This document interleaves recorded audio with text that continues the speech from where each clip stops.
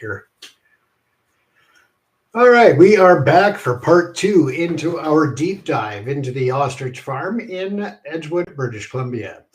I'm James. I'm your host here at the studios at ProPix TV in Vancouver, British Columbia. We are once again going to start this by stating that if you have the need to send threatening or aggressive emails, nasty emails, whatever, feel free, whatever you got to do to get out of your system. But yeah, just realize that we are reporting the facts of the matter, and it's not being paid for by either side of the argument. So you can save those comments.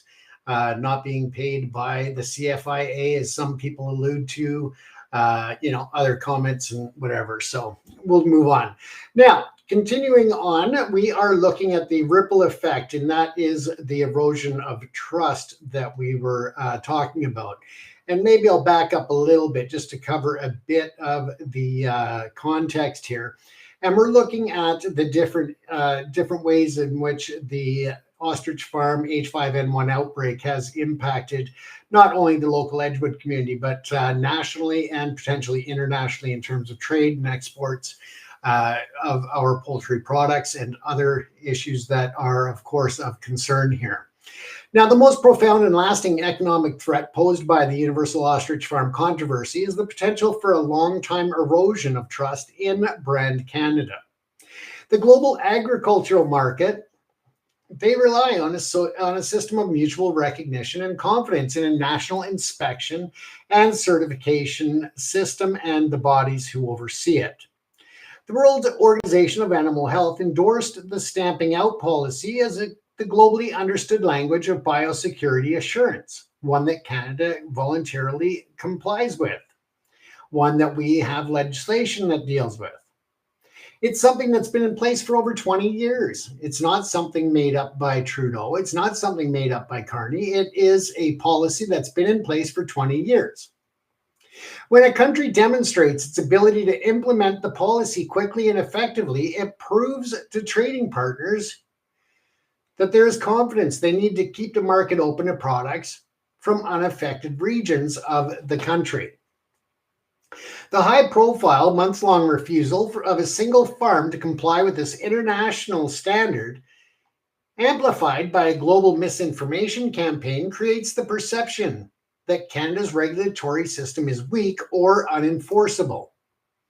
If the Canadian government is seen as unable or unwilling to enforce its own laws on one farm, trading partners may legitimately question the integrity of the entire Canadian food safety and certification system. This could lead to consequences far beyond the poultry sector, including more stringent testing requirements, the imposition of non-tariff barriers, or the outright bans on a wider range of Canadian agricultural exports. The situation also creates a significant moral hazard within the domestic industry. Hazards of other Canadian farmers, and I apologize, I meant to say hundreds of other Canadian farmers, including small non-commercial flock owners, have complied with the cull orders during the ongoing HPA1 outbreak. They have absorbed personal and financial losses in adherence to the law and for the greater good of the entire sector, coming at great pain to many of them economically. The Universal Ostrich Farm, by refusing to comply, is effectively externalizing its risk and gambling with the market access of every other poultry farmer in the province and potentially the nation. If their defiance were to succeed, it would set a dangerous precedent that could encourage widespread non-compliance in the future outbreaks, rendering Canada's national biosecurity system unmanageable and jeopardizing the economic foundations of our entire agricultural export industry. The legal challenge that's being faced from the federal court to the Supreme Court. Let's take a look here, and that is the public narrative surrounding the Universal Ostrich Farm, that they have often portrayed the conflict as a struggle between a small family farm and an overreaching government agency. However, a detailed examination of the legal proceedings revealed a different story, one in which the Canadian judicial system has consistently and unanimously affirmed that the CFIA's actions are lawful, reasonable, and necessary. The farm's legal challenges, while successful in delaying the call, have failed to find any fault in the agency's adherence to its legislative mandate. Once again, it's a legislative mandate. It's not up to the individual CFIA workers to make those decisions. It is mandated under the Canadian legislation.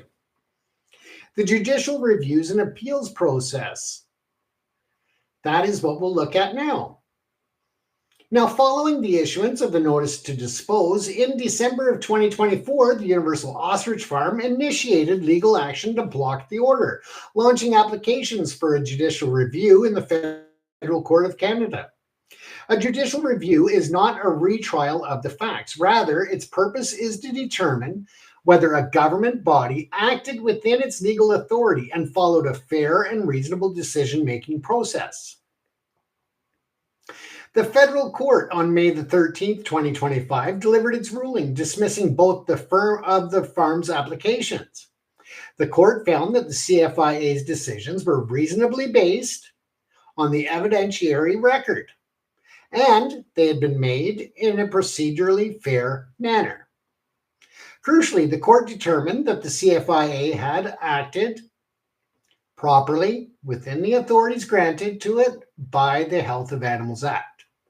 The farm owner subsequently appealed this decision to the Federal Court of Appeal. On August the 21st, 2025, a panel of judges at the appellate court unanimously upheld the lower court's decision. The second and higher level ruling provided a powerful and unambiguous legal validation of the CFIA's position. The consistent findings at two levels of the federal judiciary demonstrated that the agency was not acting arbitrarily, but was lawfully executing its public health and economic protection mandate as prescribed by Canadian law. We can summarize the legal arguments and outcomes at each stage of the judicial process. Now, the Federal Court of Canada. The farm's key argument was the cull order is unnecessary as the surviving birds appear healthy. The CFIA's stance was that the agency is acting under the mandate from the Health of Animals Act. The stamping out policy is the required response to the HPAI, and the risk of asymptomatic viral shedding and mutation persists regardless of visible symptoms. The farm also claimed that they may have developed a natural immunity. The farm should be preserved for scientific research. Now, let's go back to the ruling and the rationale for the ruling. Now, the application's dismissed. The court found that the CFIA's decision-making process was reasonable based on the evidence and procedurally fair. The agency acted within its legal authority. Now, the Federal Court of Appeal. The farm reiterated their arguments that we just outlined from the lower court, challenging the reasonableness of the CFIA's decision, while the CFIA, they took the same stance that they did everything by the way it's supposed to be done. They said the decision was correct in law. The CFIA's actions were a reasonable application of established policy and its legislative mandate. Therefore, the court decision was, again, the appeal was dismissed. The appellate court unanimously upheld the federal court's decision, finding no errors in its reasoning. Now, with the Supreme Court of Canada application, the case raised a novel issue of public importance regarding how administrative bodies should use emergency powers when the facts are perceived to be evolving.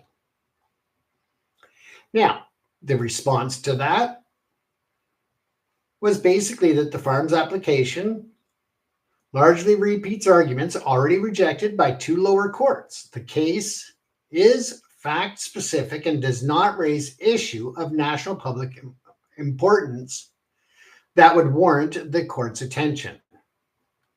And again, that was because of the lower court's decisions already. So what they did was that they had originally initiated an interim stay, but a single justice granted the temporary stay to allow the full 9-member court to hear it. And I apologize, I jumped ahead there. But regardless, the appellate court unanimously upheld the federal court's decision, finding no errors in its reasoning. Now, in the Supreme Court of Canada, the case, as I said, raises a novel issue of public importance regarding how administrative bodies should use emergency powers when the facts are perceived to be evolving. That's where we should have been at. My apologies for skipping ahead there. Now, the farm's application, again, largely repeats the arguments already rejected by 2 lower courts. The case is fact-specific and does not raise an issue of national public importance that would warrant the court's attention. So, with that said, the single justice did grant the stay. And now the temporary stay will allow the full 9-member court to consider the farm's application for leave to appeal. It's not a ruling on the merits of the case in any way, once again. Now let's take a look at this final appeal, the issues that are actually before the Supreme Court of Canada. Having been unsuccessful in the federal courts, the owners of the Universal Ostrich Farm sought leave to appeal to the Supreme Court of Canada. That is the nation's final court of appeal. The bar for the Supreme Court to hear a case is exceptionally high. It does not exist to relitigate facts, but to rule on questions of law that are of significant public or national importance. In 2024, for instance, the court received 526 applications for leave to appeal, but granted only 32. The farm's legal strategy, at this stage appears to have pivoted. Recognizing that a direct challenge to the scientific basis of the call was unlikely to succeed, their argument shifted to a more abstract point of administrative law. They contended that the case presented an opportunity for the court to clarify how government agencies should reassess decisions made under the emergency powers when the facts evolve. On the ground, in this case, the assertion that the birds are no longer sick.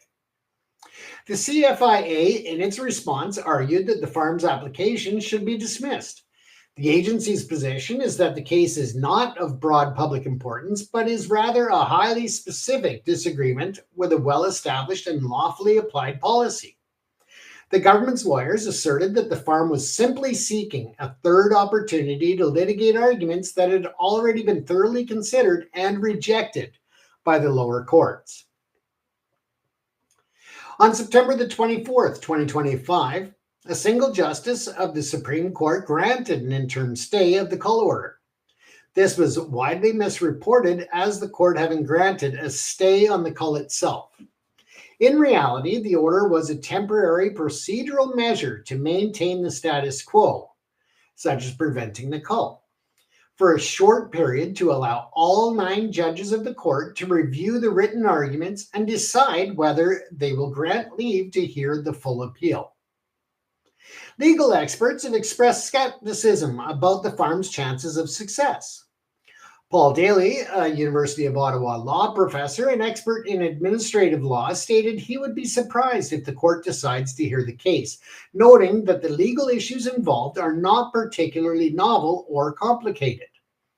The consensus among legal observers is that the farm's case is unlikely to meet the high threshold of national importance required for the Supreme Court's intervention. Should the court decline to hear the appeal, all legal avenues for the farm will be exhausted, and the CFIA's disposal order will become final and enforceable. On the public front, supporters, misinformation, and the community impact are of concern. The conflict over the Universal Ostrich Farm transcended a regulatory dispute and evolved into a national and international cause célèbre, largely due to sophisticated public relations and social media campaigns. The campaign successfully mobilized a diverse coalition of supporters to disseminate a compelling but factually inaccurate narrative. And it also generated significant financial contributions. However, this activism is also fueled by an infodemic of misinformation that has profoundly negative impact on the small remote community of Edgewood.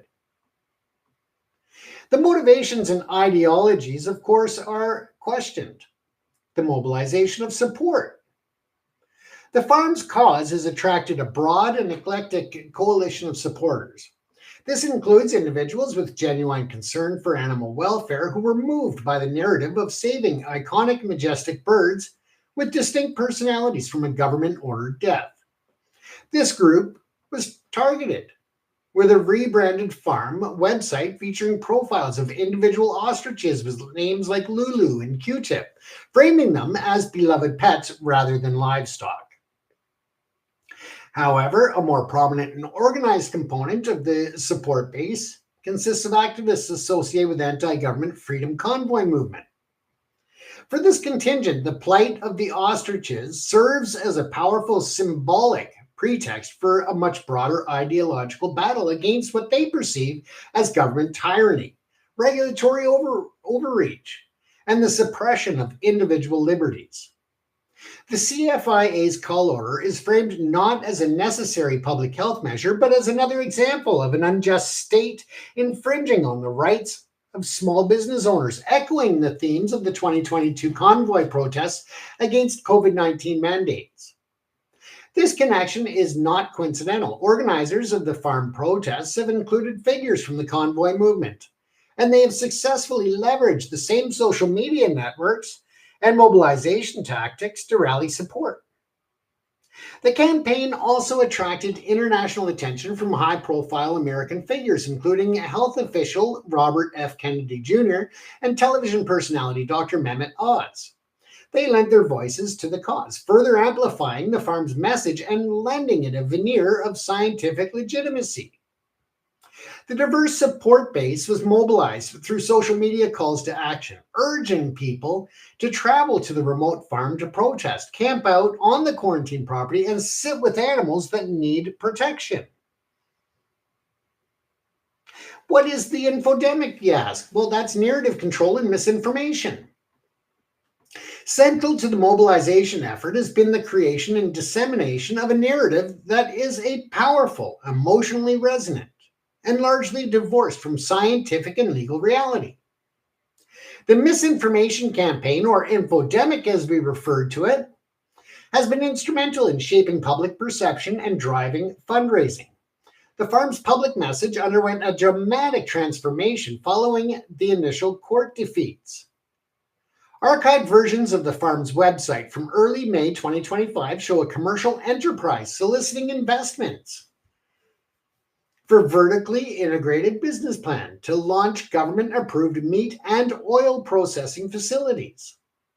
Just days later, after the federal court upheld the call order, the website was rebranded. All references to meat processing were scrubbed, and the narrative shifted to that of a research facility dedicated to studying the ostrich's unique antibodies and fighting to save a beloved herd from murder.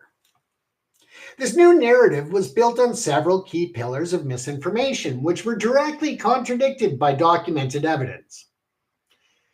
I'm going to go through some of this and provide direct comparison of the most prominent public claims with factual record. Comparison of the public claims versus the documented evidence is important to understand. Now, the claim was that the surviving ostriches are healthy and have developed a herd immunity. Now, the scientific evidence and the scientific reality is that ostriches are known to be asymptomatic and silent shedders of the H5N1 virus, meaning they can appear healthy while still being infectious and posing a risk of transmission and mutation. At the next point, there were claims that it's a research facility focused on antibody development. The farm was marketed as a commercial meat and oil business until after the call order was judicially upheld. The CFIA has stated that it has received no evidence or documentation of any scientific research being conducted at the premises. Now, there are some links to a doctor they've nicknamed Dr. Ostrich out of Japan. He is a leading researcher and the president of the Kyoto Prefecture University. However, it should also be noted that in the references in court documents, the farm owners assert that they are also in business with this professor, that they are business partners, co-shareholders, and have a financial benefit to be reaped from this whole process and this whole fiasco. To take that one step further,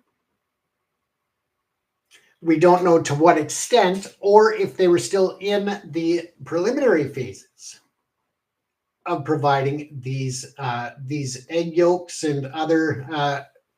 We won't get into that till later, actually.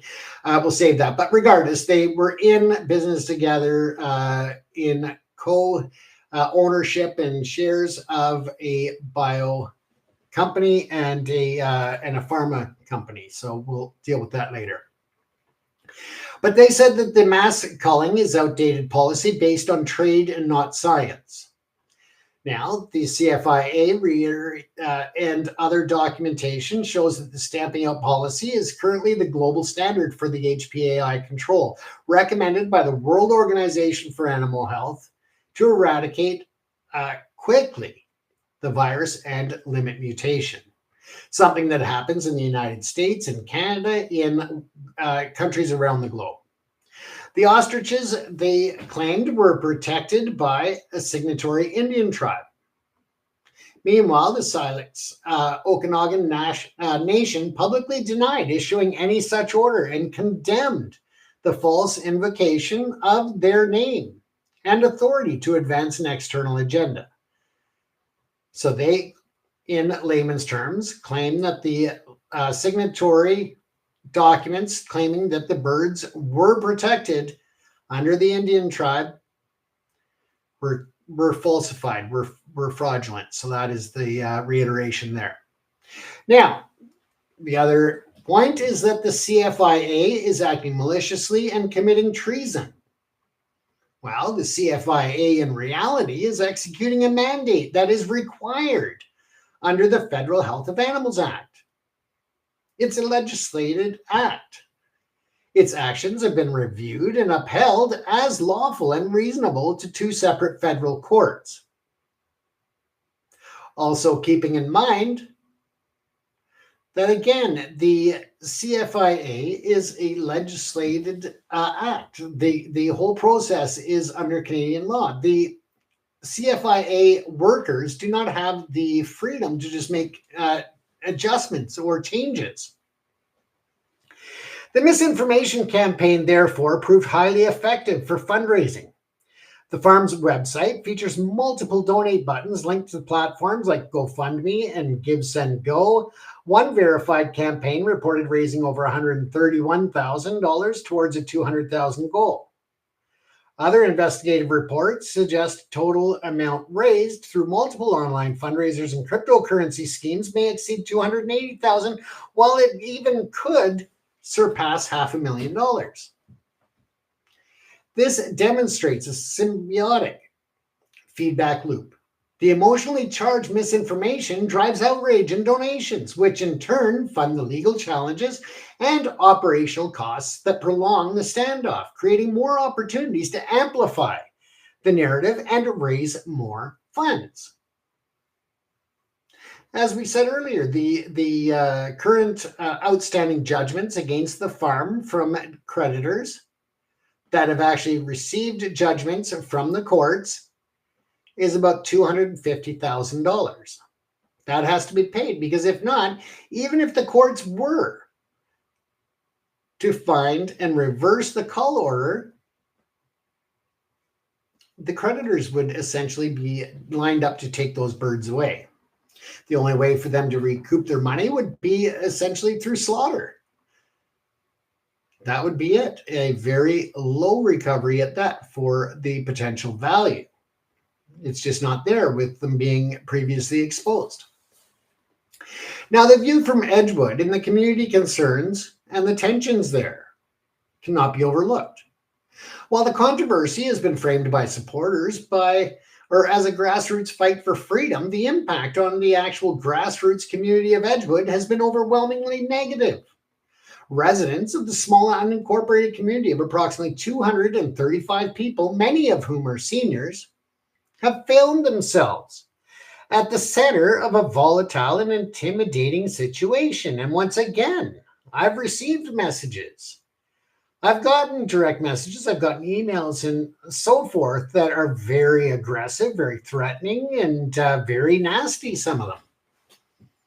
The primary concern for most of the locals is that the unresolved public health risks posed by the unculled flock on the community. Beyond the viral threat, however, is a more immediate fear for their personal safety due to the influx of outside protesters and activists. Residents have described an atmosphere as a powder keg and very volatile, with many now afraid to speak publicly against the farm for fear of reprisal.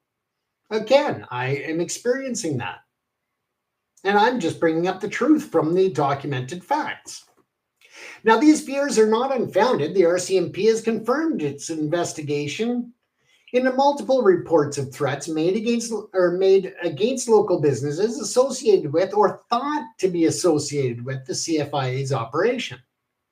There has been at least one confirmed report of an assault on a neighbor of the farm by an outside protester, leading to an arrest.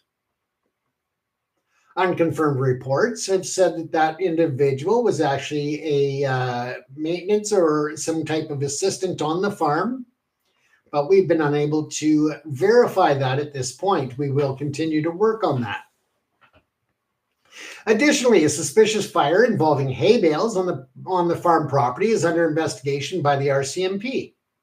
Supporters have also reportedly labeled concerned local citizens as a hate group for not aligning with their cause.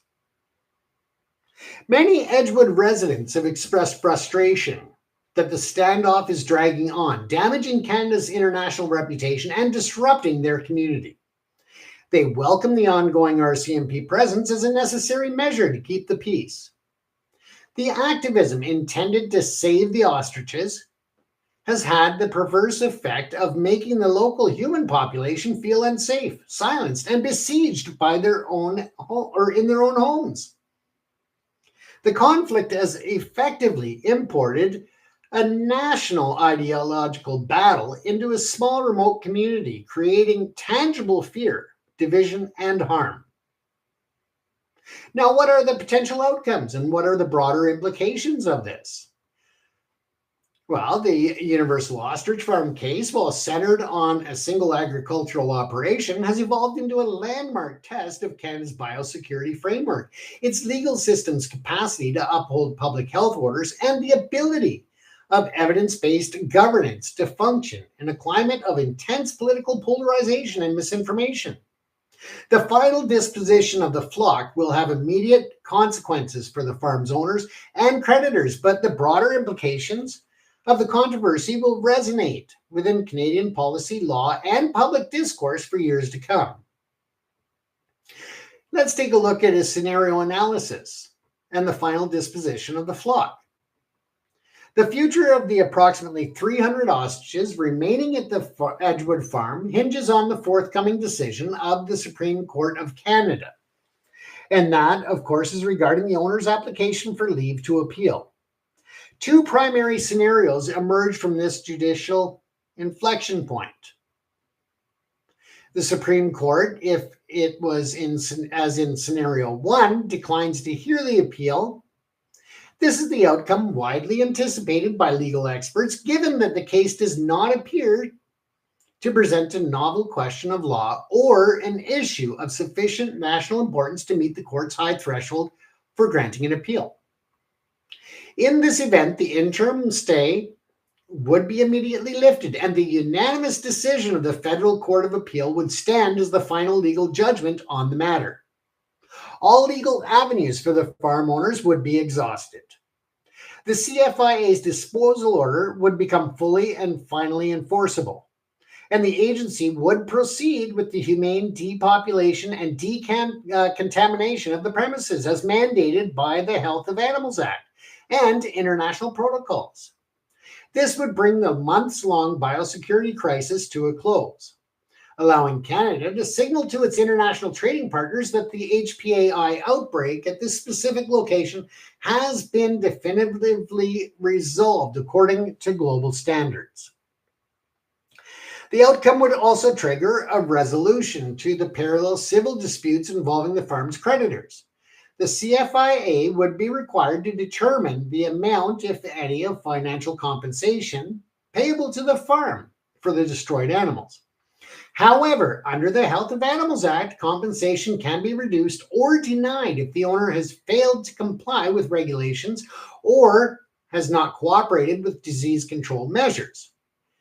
Given the extensive record of noncompliance, from the failure to report the disease to the physical obstruction of the CFIA officers, it's highly probable that any compensation awarded would be minimal or potentially withheld entirely. You also have to look at the amazing amount of money that's being spent on our CMP members, of CFIA members, of all of this that is required at the farm during this almost 1 year long prolonged process. Any funds that are approved would almost certainly be intercepted by creditors anyway, who have already served garnishing orders on the CFIA to satisfy their outstanding court-ordered judgments against the farm. The ultimate result would be the culling of the flock, with the owners receiving little to no financial benefit, except if they were to raise the money to pay the creditors and therefore saving the flock, if that was the case. Now, scenario B, as I said, very unlikely, but if the Supreme Court hears the appeal.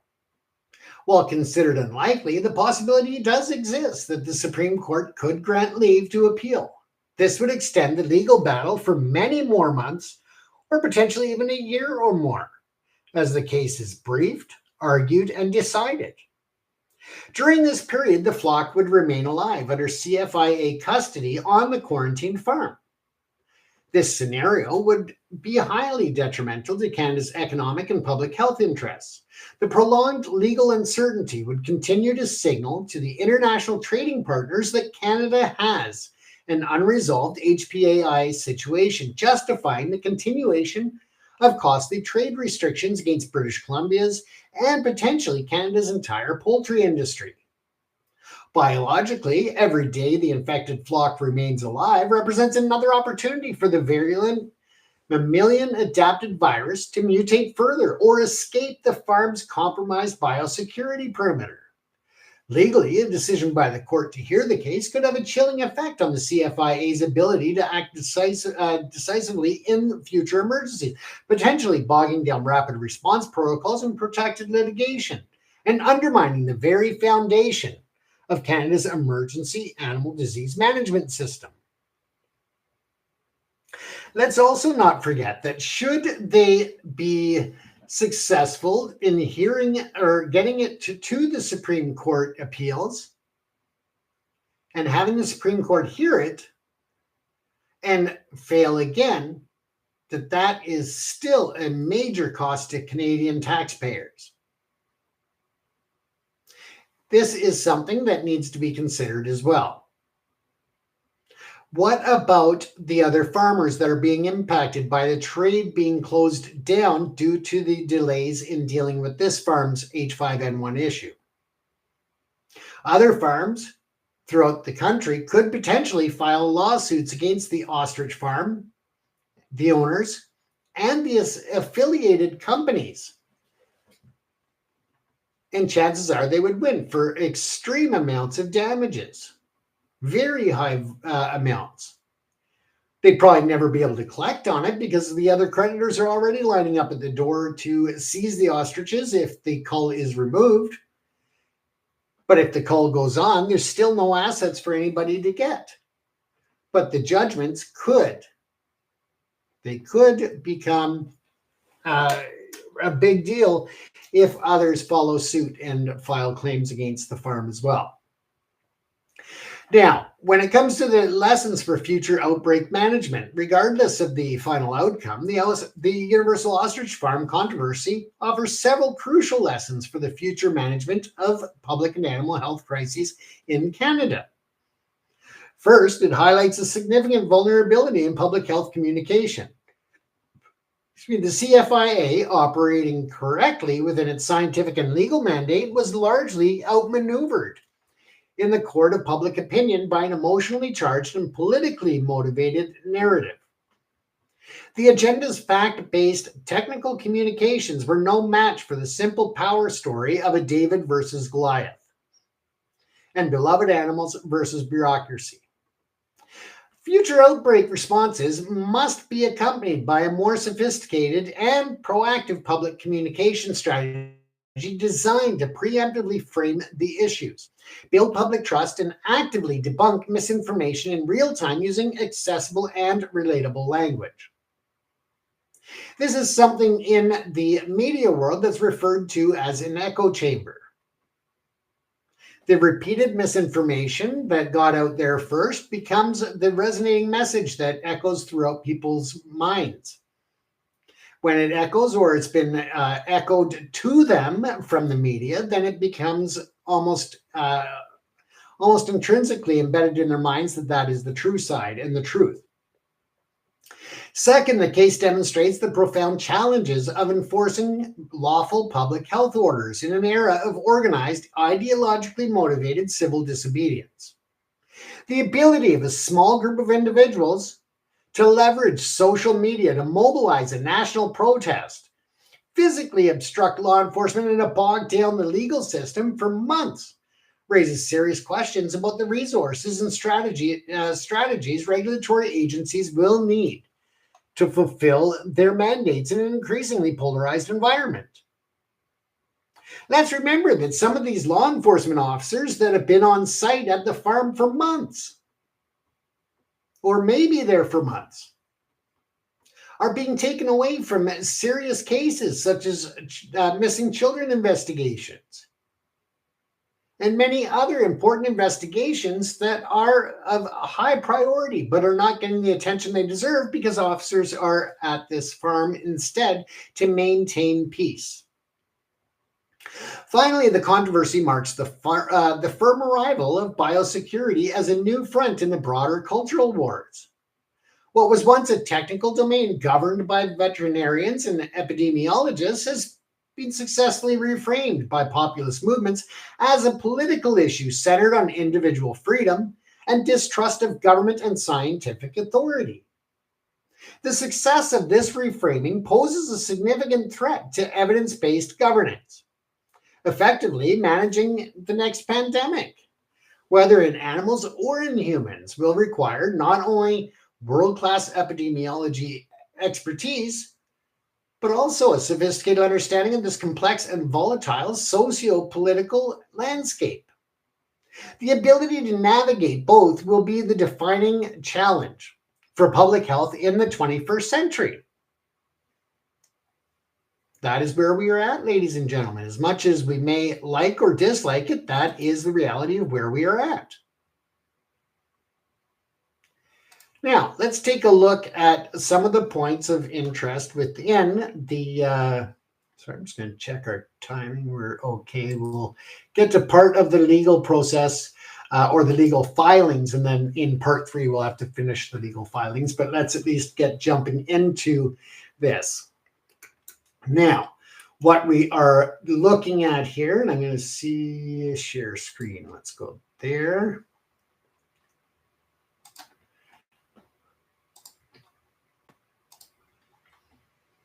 And I'm just going to share, if I can, let's see, I want to, I'm not sure if the is even working, so we'll just stick with what we've got here.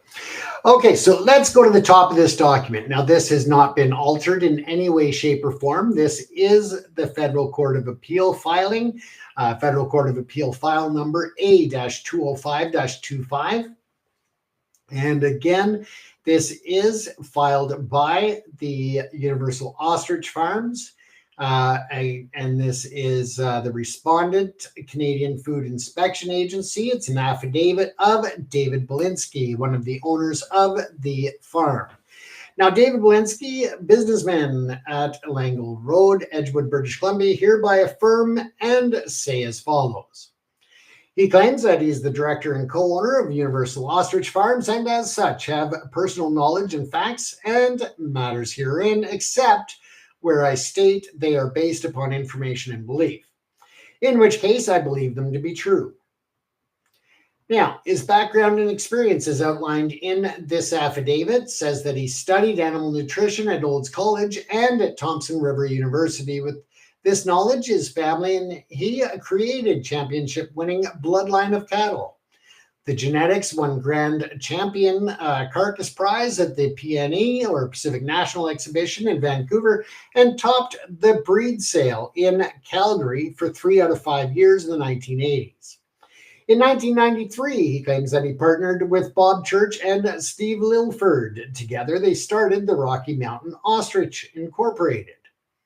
After researching the advantages of ostrich bird and limited genetic information available, RMO engaged in importing ostriches from Africa, and that was to Canada.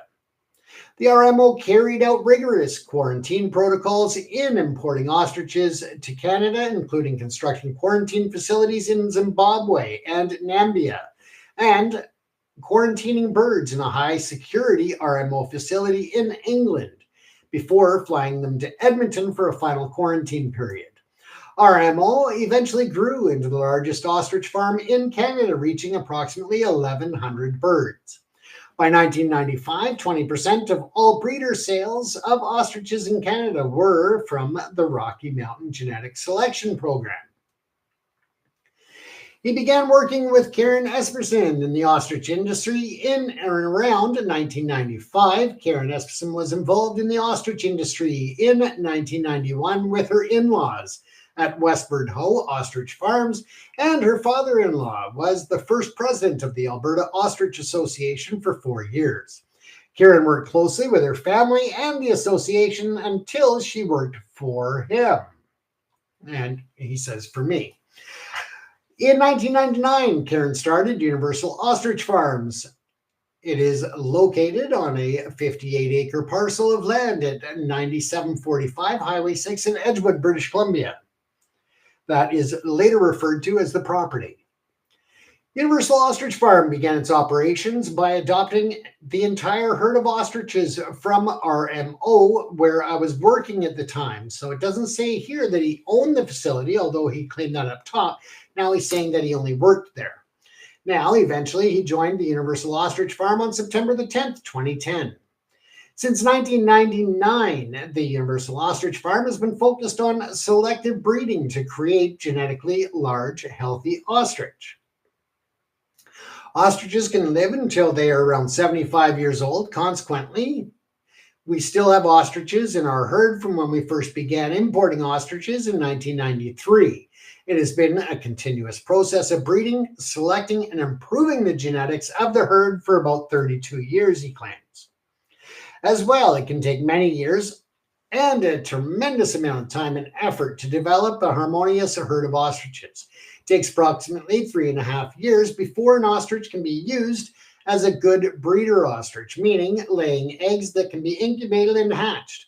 Since we've been developing their herd for so long, the ostriches know us and each other. This does not mean that the ostriches are tame to strangers, as they can be quite aggressive and violent. With our herd, we can walk amongst them, which is very rare. Now, the business operations in Section C. Point number 14. In this affidavit, I introduce key documents of the Universal Ostrich Farm documents that illustrate the UOF's business model, negotiated structure, and commercial relationships. True copies of these documents are attached as exhibits in the affidavit, and we will be looking at those documents a little later, folks, if you still want to find out more of the truth and what's in these documents and the business and commercial portion of the business. The purpose in tendering them is not to prove the truth of any projections or scientific claims they contain, but rather to establish the existence and nature of the Universal Ostrich Farms business arrangements, as these arrangements are directly relevant to the irreparable harm that they will suffer if the ostrich flock is culled. So again, very clearly stating that it is a business. Until March 2020, the Universal Ostrich Farm was engaged in selling ostriches for breeding purposes, some meat processing, ostrich oil, skincare products, and agritourism, among others. The average sale price of one of the ostriches was $7,500, and there is an attached Exhibit A, a true copy of an invoice for sale of one of the ostriches. We'll look at that later. In March of 2020, Kieran and he became familiar with the work of Dr. Yasuhiro. And the last name is Tsukamoto. He's the president of Kyoto University and founder of Ostrich Pharma KK. We researched and reviewed a published study authorized by the doctor and learned that ostrich eggs are uniquely situated and for developing the IgY, or immune globin yolk. Those are antibodies, and that's because of the size of their yolk and the concentration of antibodies produced. He then went on to say that we learned the antibodies ostriches produce in response to an infection can last up to several years and are found in extremely high concentration in the yolks of their eggs. These antibodies can be used to develop a neutralization antibodies against, among other things, potentially the H5N1 virus. For example, one ostrich egg is equivalent to about 100 chicken eggs in antibody production. It's a benefit that you can extract the antibodies from an ostrich egg without having to harvest the animal itself. And he's attached Exhibit B, a true copy of the study authored by Dr. Tsukamoto. On May the 6th, 2020, we secured a letter of intent from Breathe Medical Manufacturing for the exclusive supply of our COVID-19 antibodies produced using ostrich eggs. Primary objective was to produce antibodies which would block COVID-19 virus from going through face masks. The letter of intent and corresponding exclusive supply arrangement was valued at approximately $3 million. We have reached out to this company, Breathe Medical Manufacturing, to find out the validity and the potential of that. But according to Exhibit C, the true copy of the Breathe Medical Manufacturing letter of intent, that does seem to be the factual information. Now, in and around December of 2020, the Universal Ostrich Farm began procuring antigens from Immune Biosolutions. They are out of Quebec, I do believe, and which allowed for UOF to produce COVID-19 antibodies using ostrich eggs. And my apologies, that was me saying I believe they're in Quebec. But in any event, he has attached Exhibit D, a true copy of the Biosolutions invoice for the first production batch. Again, we have reached out to verify this documentation. By December 2020, UOF's operations became entirely dedicated to scientific research through antibody production, and will show evidence that this is actually not true, and that'll be through documents on the website of the farm itself. So again, it will definitely show that that is not an entirely true statement in the court document. But back to the document.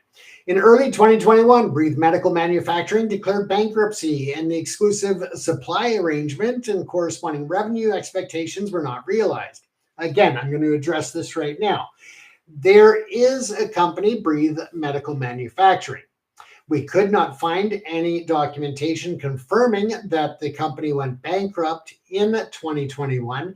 Instead, we found that they were actually more likely doing extremely well, considering that they are a major manufacturer of masks. And during the COVID period, they would have been in high demand. Furthermore, there is a company, Breathe Medical Manufacturing, that is still operating in the Okanagan area where Breathe Medical Manufacturing was reportedly positioned.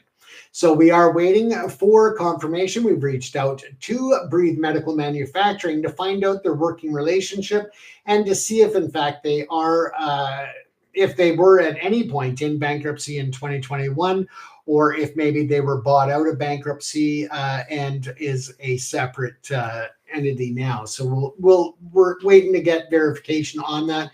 We'll keep you updated, but I just wanted to give you the full picture there. Now in 2022, Karen and he incorporated Struthio Bioscience, Struthio as it's referred to later. Now, that was in partnership with the Universal Ostrich Farm and engage in manufacturing and marketing of ostrich egg IgY antibodies and related products. As of the date of this affidavit, Struthio is wholly owned by Karen and I, which is each of them holding a 50% share. Now, Karen and he negotiated and entered into agreements which would, inter alia, implement a new ownership structure. Under the proposed restructuring, an interest in Struthio would be transferred to new principals and governed by a board of directors, including Dr. Tsukamoto, in exchange for investment and licensing of certain patents necessary for commercialization of IgY antibodies and related products. And we're going to take a look at that agreement a bit later because it is suspect as well. We'll go through the reasons why. But Exhibit E to this affidavit is a true copy of the Struthio Bioscience business plan dated December the 5th, 2023, the Struthio business plan and accompanying PowerPoint presentation. The Struthio business plan is a detailed roadmap for Struthio's venture to develop and commercialize biomedical products derived from ostrich eggs, and it identifies Universal Ostrich Farm as a crucial partner supplying the necessary ostrich eggs. Among other things, the plan describes Struthio's proposed proprietary research into antibodies from ostrich egg yolks, new corporate and governance structure, and projects the financial returns from this research over the next several years in the order of millions of dollars annually. Karen and I would retain 25% each interest in Struthio Bioscience Incorporated.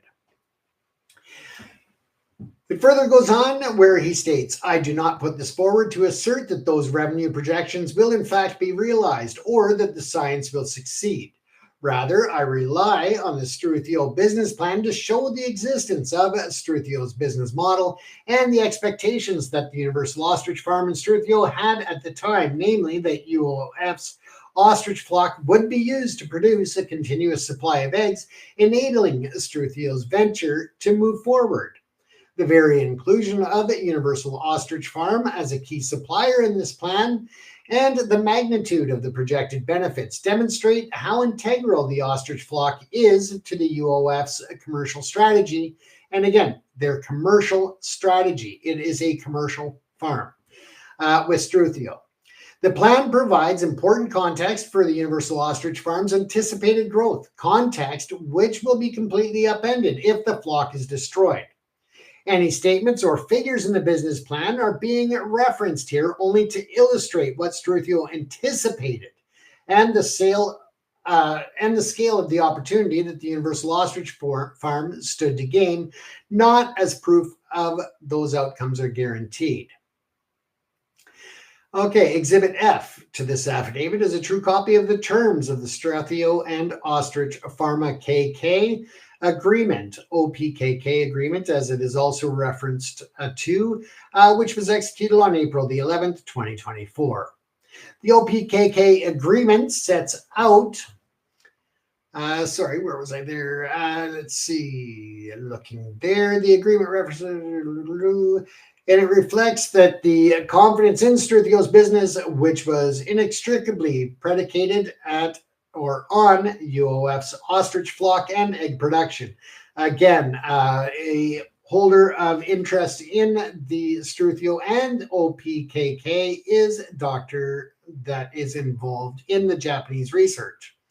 Now, he's not tendering the agreement to prove the truth of any judgment or opinion OPKK may have the project's merits or may have about the project's merits. Rather, he relies on it to show the existence of the commercial arrangement and the reality that significant third-party investment is hinging upon the United Ostrich Farm's continued operations. The OPKK agreement is evidence that as of April the 11th, 2024, an independent investor placed a substantial commercial value on Struthio's enterprise, and by extension of the UOF's contribution to that enterprise, on the assumption that the UOF's ostrich flock would remain intact and productive. And again, we'll look at this under the agreements and you'll see where I have concerns with this. Now, if the UOF's flock is culled, the conditions of this investment can no longer be met, and Struthio stands to lose the OPKK partnership.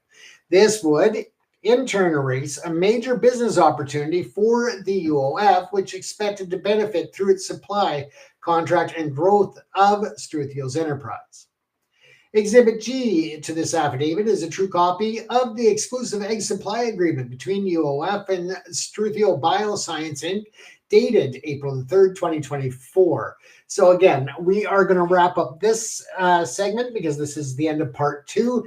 And make sure that you like, follow, and subscribe. If you're on YouTube, hit the little bell so you'll be notified of part 3 when it becomes available. Thank you for tuning in. I am James at ProPix TV in Vancouver, British Columbia. Take care, everyone. Stay safe, and don't forget to put your opinions on this matter in the comments section.